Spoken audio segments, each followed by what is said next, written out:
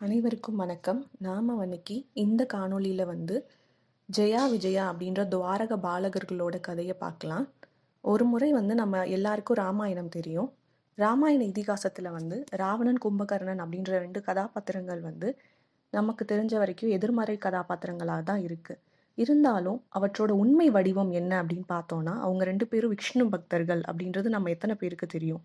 அவங்க இந்த பூமியில தொடர்ந்து 1 முறை இல்ல, 2 முறை இல்ல, 3 முறை தங்கள் இறைவன் மகாவிஷ்ணுவிற்கே எதிராக போராடியிருக்காங்க. அவங்க ஏன் அப்படி தங்கள் இறைவனுக்கே எதிரா போராடினாங்க அப்படின்ற காரணம் எல்லாமே இன்னைக்கு இந்த காணொளியில கதை மூலம் பார்க்கலாம் வாங்க.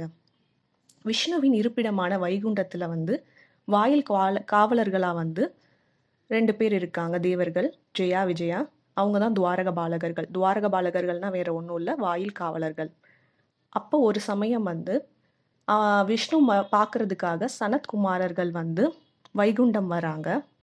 பகவத புராணத்தின் படி சனத்குமாரர்கள்னா பிரம்மாவோட மனசுல இருந்து இல்லைன்னா சிந்தனை சக்தியில இருந்து பிறந்தவங்க அப்படின்னு சொல்லப்படுறாங்க. அவங்க 4 பேர் மொத்தம். சனகா, சனதனா, சனந்தனா, சனத்குமாரா அப்படின்னு 4 பேர் இருக்காங்க. இவங்க 4 பேருமே இவங்க தபோ வலிமையால பார்க்கறதுக்கு வெறும் 5 வயசு குழந்தைங்க மாதிரி தான் இருப்பாங்க. வயதுல மூப்புடையவங்களா இருந்தாலுமே 5 வயசு குழந்தைங்க மாதிரி தான் இருப்பாங்க. அவங்க 4 பேருமே வைகுண்டத்துக்கு பெருமாளை பார்க்கறதுக்காக வராங்க. இவங்களை பார்த்த உடனே இவங்களை குழந்தைன்னு நினைச்சுக்கிட்ட துவாரக பாலகர்கள் அவங்கள முதல்ல உள்ள அனுமதிக்க மாட்றாங்க. இறைவன் ஓய்வு எடுத்துட்டு இருக்காரு, மகாவிஷ்ணு ஓய்வுல இருக்காங்க. அதனால இந்த நேரத்துல அவரை பார்க்க முடியாதுன்னு சொல்றாங்க. அதற்கு சனத்குமாரர்கள் என்ன சொல்றாங்க அப்படின்னா, இறைவன் தன்னோட பக்தர்களை மிகவும் நேசிக்கிறாரு. எப்பொழுதுமே தனது பக்தர்களுக்கு அவர் தரிசனம் அளிப்பதா பதில் அளிச்சிருக்காரு. அதனால நாங்க வைகுண்டத்திற்கு செல்வதையும் இறைவனை தரிசிப்பதையும் வாயில் காவலர்கள் யாரும் தடுக்க முடியாது அப்படின்னு சொல்லி வாதிடுறாங்க. ஆனாலுமே ஜெயா, விஜயா நீண்ட நேரமா வாதிட்டாலுமே அவங்கள உள்ள அனுமதிக்க மறுக்கிறாங்க. இதனால கோபம் அடைஞ்ச சனத்குமாரர்கள் அவங்களுக்கு சாபம் கொடுக்குறாங்க. நீங்க 2 பேருமே உங்கள் தெய்வீக தன்மையை இழந்து பூமியில மனிதர்களா பிறந்து வாழ வேணும் அப்படின்னு சபிக்கிறாங்க. அவர்கள் அப்படி சபிக்கப்பட்ட அந்த சமயம் விஷ்ணு அவர்கள் முன் தோன்றாரு. உடனே அவர்கள் தங்கள் அறியாமையால நடந்துகிட்ட விதத்துக்கு வருந்துவதா விஷ்ணுவிடமும் சனத்குமாரர்களிடமும் மன்னிப்பு கேட்கிறதா துவாரக பாலகர்கள் சொல்றாங்க. ஆனாலும் விஷ்ணு கொடுத்த சாபத்தை திரும்பி பெற முடியாது.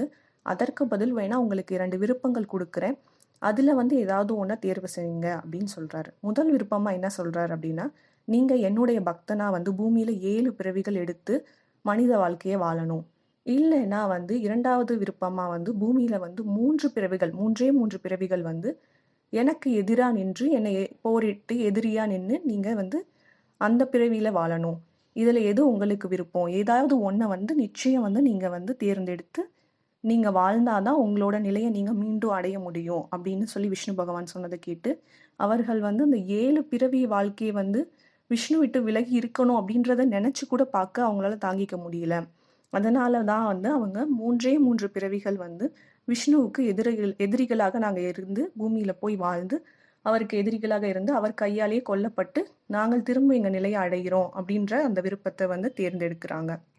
அப்படி அவங்க எடுத்த அந்த 3 பிறவிகள் என்னென்ன அப்படின்றத நம்ம சுருக்கமா இப்ப பார்க்கலாம். சத்யா யுகத்துல அவங்க திதி மற்றும் முனிவர் கஷ்யபருக்கு மகனா சகோதரர்களா பிறக்கிறாங்க. ஹிரண்யக்ஷா மற்றும் ஹிரண்யகசிபு அப்படின்னு சகோதரர்களா பிறக்கிறாங்க. ஒரு முறை ஹிரண்யக்ஷன் பூமியை கொண்டு போய் கடலுக்கடியில ஒளிச்சு வைக்கிற அந்த சமயத்துல பூமியை காப்பாற்றும் பொருட்டு மகாவிஷ்ணு வராக அவதாரம் எடுத்து ஹிரண்யக்ஷனை கொல்றாரு. ஹிரண்ய கசிபுவை நம்ம எல்லாருக்கும் தெரிஞ்ச பிரகலாதன் அந்த கதையில நரசிம்ம அவதாரம் எடுத்து கொல்றாரு. இப்படி அந்த 2 பேரையும் சத்திய யுகத்துல கொன்றாரு. திரேதா யுகத்துல அவங்க 2 பேரும் ராவணன் மற்றும் கும்பகர்ணன் மறுபடியும் சகோதரர்களா பிறக்கிறாங்க. அப்போ அவங்க 2 பேருமே ராமனால கொல்லப்படுறாங்க. துவாபர யுகத்துல தண்டவக்ரர், சிசுபாலன் அப்படின்ற 2 பேரா பிறக்கிறாங்க. இவங்க 2 பேருமே கிருஷ்ணனா பிறக்கிற விஷ்ணுவால அந்த துவாபர யுகத்துல கொல்லப்படுறாங்க. இதுல இருந்து நமக்கு என்ன கத்துக்கிறோம் அப்படின்னா, நம்ம வாழ்க்கையில செய்யற ஒவ்வொரு செயலையுமே யோசிச்சு நிதானமா நம்ம செய்யணும்.